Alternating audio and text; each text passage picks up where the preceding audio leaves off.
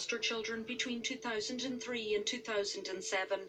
All 3 girls were under 10 years of age at the time.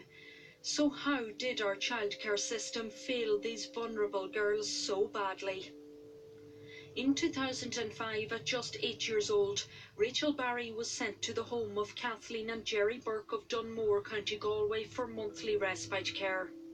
For the next 2 years, once every month she stayed there for a weekend, where she became friendly with another long-term foster child who we've called Amy.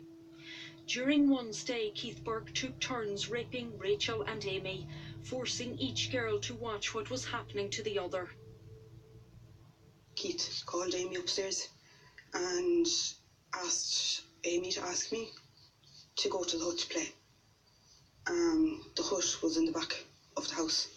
There was a set of bushes and then there was the hut. In the hut there was a bed, there was a curtain around the bed, there was a shelf, and there was 2 windows. Myself and Amy in turns had to strip down with nothing, only our socks on. And while he obviously had done it to Amy before, he called her over and I had to watch what was happening to her. So you were there in that moment and you could see that something was happening to Amy that you knew wasn't right? Fully visual. When he told Amy to get up, he then told me to get on top and started moving up and down. He had his penis inside me and he was moving me up and down. He told me to get off, and for 4 times he kept swapping the 2 of us, making us watch each other, what was happening. And I just remember the last time there was stuff coming out of my private area, and I said it and he just threw the tissue at me, told me to wipe myself, and then continued with Amy.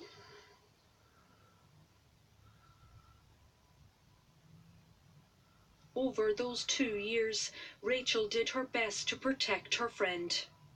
The relationship myself and Amy had, what happened to me happened to her, and I witnessed it and she witnessed it for me. And some people might say I'm crazy, but that makes me want to look after her and protect her. In May 2007, Rachel found the courage to tell her biological mother she had been sexually abused by Keith Burke in the foster home. I was in the bath and I started crying. I felt dirty. Mainly dirty in a bath.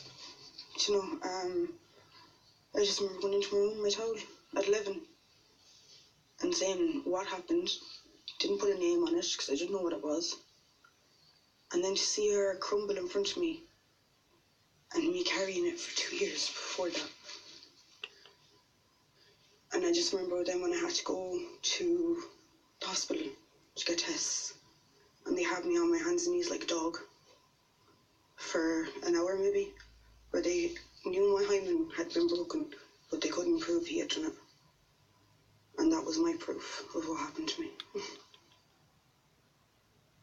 Following an investigation, the HSE, who had responsibility for child protection at the time, assessed Rachel's disclosure as credible. Rachel also reported that Amy, who at that stage had been living with the Burkes for over a decade from 6 months of age, had been raped by Keith Burke. However, at the time, Amy did not disclose any abuse. The Gardaí sent a file to the DPP, but no prosecution followed. Amy continued to live with the Burke family, a reality that tormented Rachel.